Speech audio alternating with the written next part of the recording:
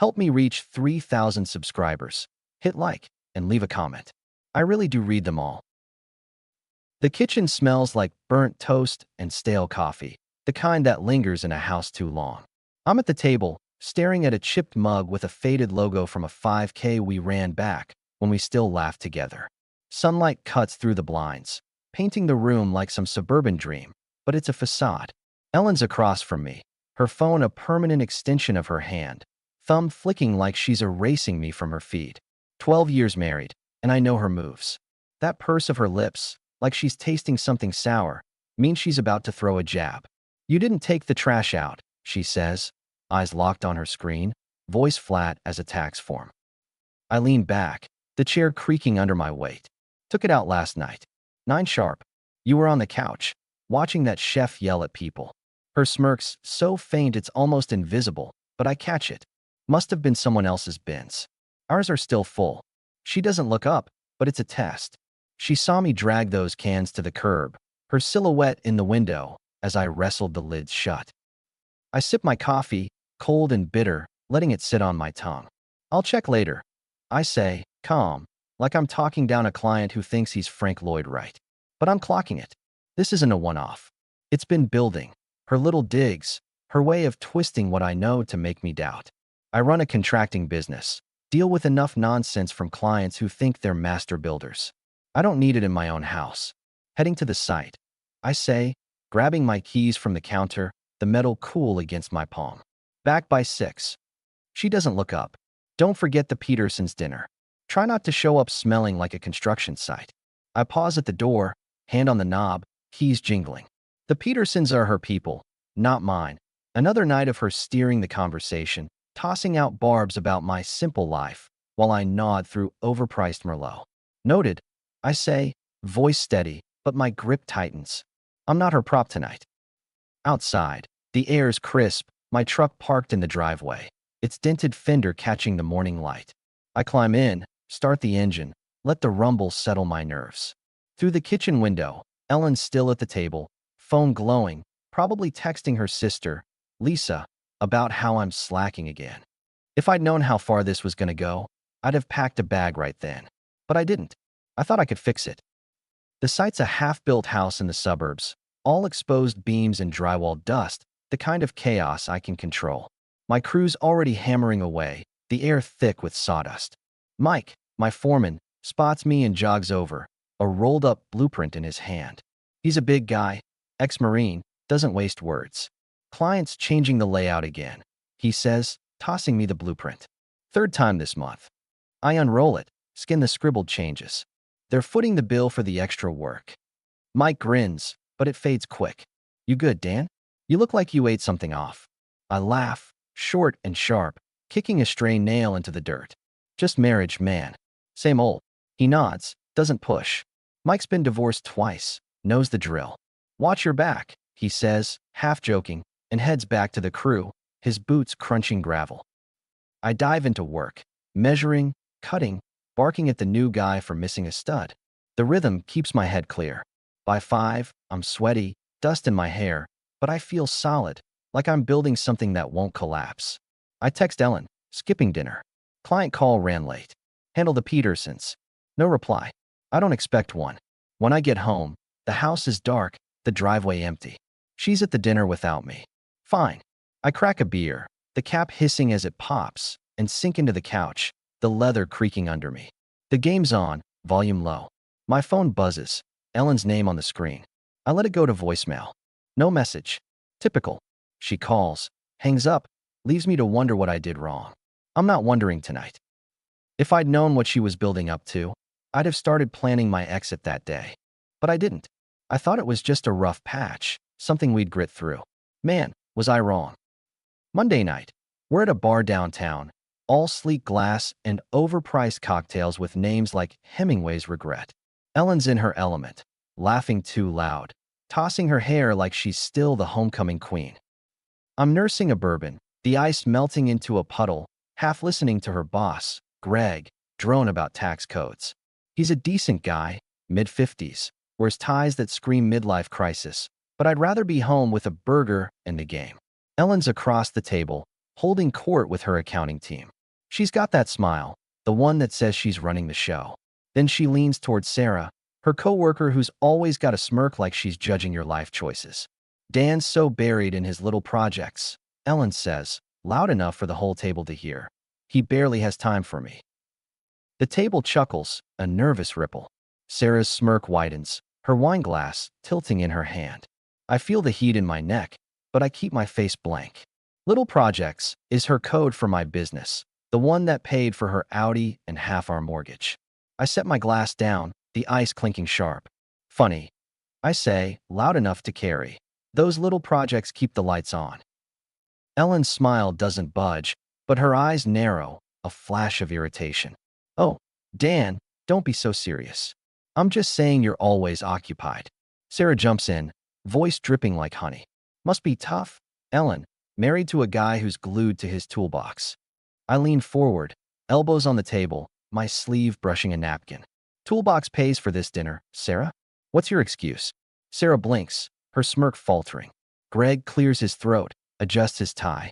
Let's not get into it, folks. Just a friendly night out, right? Ellen laughs, but it's tight, her fingers tapping her glass. Dan's so sensitive, she says, waving a hand. Always taking things personally. I lock eyes with her, my voice low but steady. Only when you make it personal. Sarah sips her wine, eyes darting between us like she's watching a tennis match. Greg tries to pivot, raising his glass. To good company, yeah? No one toasts. The others, two junior accountants, barely out of college, fidget with their phones, avoiding the tension. Ellen's still smiling, but it's a mask, her knuckles pale around her glass. I stand, pull a 20 from my wallet, toss it on the table, the bill landing beside a spilled olive. I'm out. Early start tomorrow. I look at Ellen. You good getting home? She blinks, caught off guard, her bracelet clinking as she sets her glass down. Ah yes, Sarah'll drive me. Cool. I walk out, the bar's chatter fading behind me, eyes on my back. No scene, no yelling, just a line drawn. My truck's parked a block away, the streetlights buzzing overhead. I climb in, start the engine, let the rumble drown out the noise in my head. She doesn't call that night. Good. Next morning, I'm up at 6, brewing coffee, the machine gurgling like it's on its last legs. Ellen comes downstairs, dressed for work in a sharp blazer, her face a mask of calm. But I know her. She's fuming. You embarrassed me last night, she says, pouring a cup, her bracelet clinking against the mug. I scroll through emails on my phone, invoices for a new deck job. You embarrassed yourself. I just didn't play along. She sets the mug down hard, coffee sloshing over the rim. What's that supposed to mean? It means I'm not your punching bag, Ellen. You want to take shots, aim somewhere else. Her jaw tightens, her voice sharp. You're blowing this out of proportion. It was a joke, Dan. A joke. I stand, grab my keys, the metal jangling in my hand. Joke's on you then. I'm done being the punchline. I'm out the door before she can respond, the screen door slamming behind me. No second ask. I said my piece. Her move. At the site, I tell Mike to take the lead. I drive to the bank, open a separate account, and move half our joint savings. Not out of spite, out of logic. If she's gonna rewrite my life, I'm not leaving my money where she can pull the strings. By noon, it's done. I don't tell her. She'll notice when she checks the balance, and that's enough. That night, she's waiting in the living room, arms crossed, lips thin, her heels still on from work. You didn't answer my texts. I drop my bag by the door, kick off my boots, the soles scuffed with mud. Didn't see him. Nonsense, Dan. What's your deal? My deal. I step closer, voice steady, my shadow falling across the coffee table. You think you can jab at me in front of your friends, rewrite my life to fit your story, and I'll just eat it? Nah, that's done. She rolls her eyes, flips her hair back. You're so dramatic. It was one comment. Then stop making M. I grab a water from the fridge, twist the cap off, the plastic cracking. Or don't. But I'm not sticking around for the encore. You're being ridiculous, she snaps, stepping toward me, her heels clicking on the hardwood. You can't handle a little teasing? I sit on the couch, stretch my legs out, the cushions sinking under me. I can handle plenty, just not your version of it. She stares, waiting for me to fold, her hands on her hips. I don't. I flip on the TV, the sports channel flickering to life. She storms upstairs, her footsteps heavy. My phone stays quiet. I'm not chasing. It's a Saturday, and we're at Karen's place for a barbecue. The backyard's a suburban cliché. Kids chasing a soccer ball, burgers sizzling on the grill, plastic cups of lemonade sweating in the heat. Karen, Ellen's sister, is warm but frazzled, darting between the kitchen and the patio, trying to keep everyone happy. Her husband, Tom, is quiet, works in IT, always watching like he's analyzing data. I like him. He doesn't clog the air with chatter. Ellen's in full performance mode, flitting between groups, her laugh sharp enough to cut glass. I'm by the grill with Tom, flipping burgers, the smoke stinging my eyes. He hands me a beer, the bottle cold against my palm, and mutters, "She's on one today." I nod, popping the cap. "When isn't she?" Then Ellen's voice slices through, loud from the patio. "Dan's so tied to his toolbox. I swear I'm a widow half the time." The group laughs, neighbors, Karen's friends, some guy in a polo who looks like he sells car insurance. Karen shoots me a look, half apologetic, her apron smudged with ketchup. I set the spatula down, wipe my hands on a napkin, slow and deliberate. I'm not here for pity. I walk over, the grass crunching under my boots, my shadow falling across the patio table. The group quiets as I stop behind Ellen. "If I'm a ghost," I say, voice calm but clear, loud enough for the neighbors to hear, "maybe you should stop cashing my checks." Ellen's smile freezes, her eyes wide for a split second. The insurance guy, Phil, coughs into his drink, his glasses fogging up. Karen jumps in, her voice high and nervous. "Oh, come on. You too. It's just a barbecue." I cut her off. Eyes still on Ellen. "No, seriously. If I'm not here, I can make it official. You want that?" Ellen laughs, but it's brittle, her fingers tightening around her cup. "Dan, relax. It's a barbecue, not a courtroom." "Exactly." I step closer, my voice low but firm, the words carrying to the group. "So stop putting me on trial." Tom clears his throat behind me, finally speaking. "Ellen, maybe ease up. Dan's out here grilling for us." His tone's even, but there's weight to it, like he's been watching this build. Phil, the insurance guy, tries to lighten the mood, chuckling. "Hey, my wife says the same about me and my golf clubs. Marriage, right?" I glance at him, not smiling. Difference is, I don't hear your wife saying it to the whole block. The group goes quiet, cups and plates forgotten. Ellen's smile stays plastered on, but her knuckles are white around her cup, the plastic creaking. I turn, walk back to the grill, my boots heavy on the grass. Tom hands me another beer, his eyes steady. "You good?" "Always," I say, taking a sip, the cold washing down the heat in my chest. The neighbors pretend to check their phones, their kids, anything but me. I don't need to yell. I don't need to win the yard. I just need Ellen to know I'm not her prop. In the car, she's silent, staring out the window, her purse clutched in her lap. I drive, radio off, the engine's hum filling the space. Finally, she speaks, her voice clipped. "You didn't have to do that in front of everyone." I keep my eyes on the road, streetlights flashing by. "You didn't have to start it. You're impossible," she snaps, turning to me, her earrings glinting. "I can't even talk without you making a scene." "Then don't talk about me like I'm your employee." I pull into the driveway, kill the engine, the dashboard glowing 87,432 miles. "You want respect? Give it." She gets out, slams the door, the sound echoing in the quiet neighborhood. I sit there, staring at the odometer, the numbers steady. This isn't a fight anymore. It's a pattern, and I'm done waiting for her to break it. Next day, I'm at a coffee shop, meeting a client, Steve, about a kitchen remodel. The place smells of espresso and burnt sugar, the kind of spot where people pretend to work on laptops. Steve's a lawyer, mid-40s, all about details. We're going over blueprints when my phone buzzes. "Ellen," texting. "We need to talk about the Florida trip. You're still coming, right?" We'd planned that trip 6 months ago, a week at her parents' condo.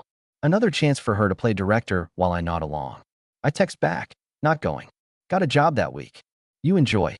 No explanation. No negotiation. Steve looks up from the blueprints, his pen pausing. "Everything okay?" "Family stuff," I say, sliding my phone away. "Just setting some boundaries." He nods, doesn't pry, but his eyes linger, like he's been there. Smart. Never let M run the show. I nod back, tap the blueprint. Let's stick with the open layout. I'll have a quote by tomorrow. The meeting wraps, but I'm already thinking ahead. Canceling the trip is my move. Proactive, no waiting for her next jab. If she wants to play games, she's playing alone. It's been a month, and we're barely speaking. I'm in the guest room, working longer hours, keeping my distance. Ellen's doubled down. More digs, more control. She started checking in on my schedule, texting where I'm at, who I'm meeting, like I'm on a leash. Last week, she joked, in front of our neighbor, Jim, that I'm probably hiding a secret life. Jim laughed, but his eyes flicked to me, questioning. I didn't correct her. I just walked away. I'm at the hardware store, picking up lumber for a deck job. The place smells of sawdust and motor oil, my kind of sanctuary. I'm in the aisle, checking cedar planks, when Jim walks up, a cart full of paint cans rattling behind him. Heard you're living the bachelor life, he says, half smirking, leaning on his cart. I stack a plank, the wood rough under my hands. Ellen's got a big imagination. He chuckles, but it's uneasy. She was over last night, talking to my wife. Said you're distant. Everything okay? I set another plank down, look at him. She's rewriting the story, Jim. I'm just not reading from her script anymore. He nods, scratches his neck. Yeah, well, marriage is tough. You guys'll figure it out. Maybe, I say, but I'm already done figuring. I grab my cart, head to the register. Jim doesn't follow, but I feel his eyes on me. Ellen's spreading her version, but I'm not here to correct it. I'm here to change the game.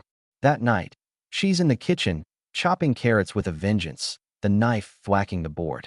You blew off my parents' lunch, she says, not looking up. Had a client, I say, dropping my keys on the counter, the clink loud in the quiet. They don't wait. She stops, turns, her eyes sharp. You couldn't call? You know how that looks? Looks like I'm working. I open the fridge, grab a water, the cold bottle slick in my hand. You want me on a leash, get a dog. She slams the knife down, carrots rolling. You're not the only one with a job.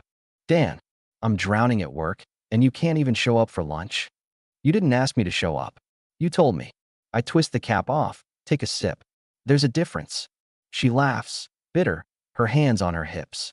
You're unbelievable. Everything's a fight now. Only when you make it one. I walk past her, head to the living room, the hardwood creaking under my boots. Let me know when you're ready to talk like adults. She doesn't follow. The knife starts up again, faster, the rhythm sharp. I'm not escalating. I'm just not playing. The high school reunion's tonight, a big deal in our small town. Ellen's been planning it for weeks, coordinating with her old cheerleader friends. I'm here because I promised months ago, before things went south. The gym's decked out with balloons, a cheesy banner screaming Class of '95, Forever Young. I'm in a button-down, standing by the punch bowl, the plastic cups sweating in my hand. Ellen's across the room, glowing, all charm and nostalgia, but I know her. She's hunting for a stage. I'm talking to Dave, an old football teammate, now a mechanic with a shop downtown. He's got gray in his beard, but the same easy grin. You and Ellen still tight? He asks, sipping a beer, his wedding ring glinting. Barely, I say, keeping it light, swirling the punch. You know how it goes? He nods, about to reply, when Ellen's voice cuts through, loud over the music. I love Dan, but sometimes I wonder if I picked the wrong guy, she says, her voice carrying to half the gym. You ever think you made a mistake, but it's too late to fix it? The table laughs, but it's strained. Dave's eyebrows shoot up, his bottle frozen halfway to his mouth. Lisa, Ellen's old cheerleader friend, leans in, smirking. Girl, we all have those moments. But Dan's solid, right? Ellen shrugs, her smile sharp. Solid's one word for it. I feel the room tilt, not from anger, but from clarity. This is it, the line she's been dancing toward for years. I set my cup down, the plastic crinkling, and walk over, my steps steady. The table quiets as I stop behind her. Ellen, I say, voice even, loud enough for her friends to hear. You didn't pick wrong. You just forgot who you picked. Her face flushes, but she tries to laugh it off, tossing her hair. Dan, come on, it's just a joke. No, I cut her off, calm but final, my hands in my pockets. I'm done fixing your mistakes. Lisa pipes up, her voice loud, like she's auditioning for a reality show. Wow, Dan, way to take it personally. I look at her, steady. I take it how it's given.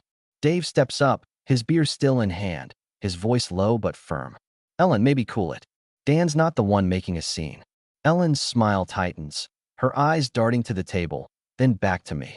You're making this bigger than it is? I nod to the table, my voice steady. Enjoy your night.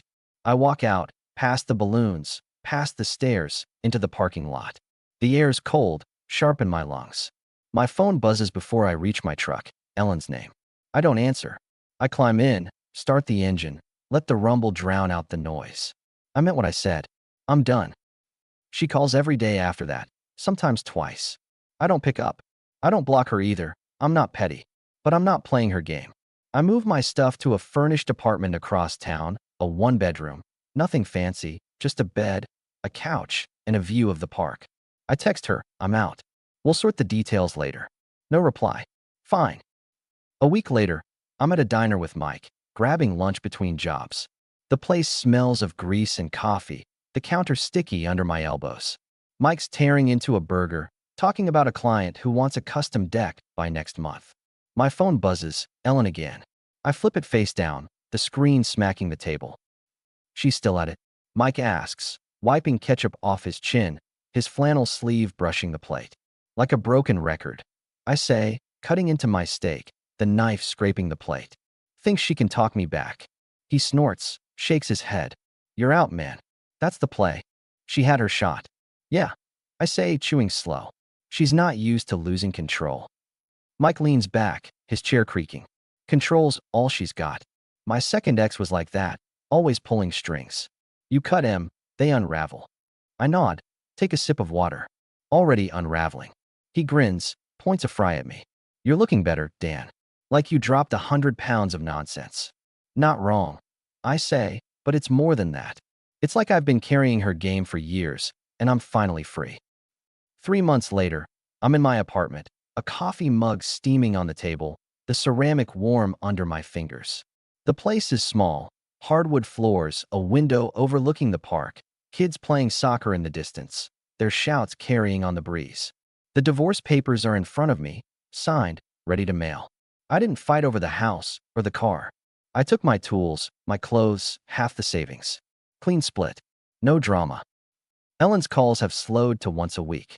Her voicemails are a mix of guilt and fake concern. Dan, we need to talk.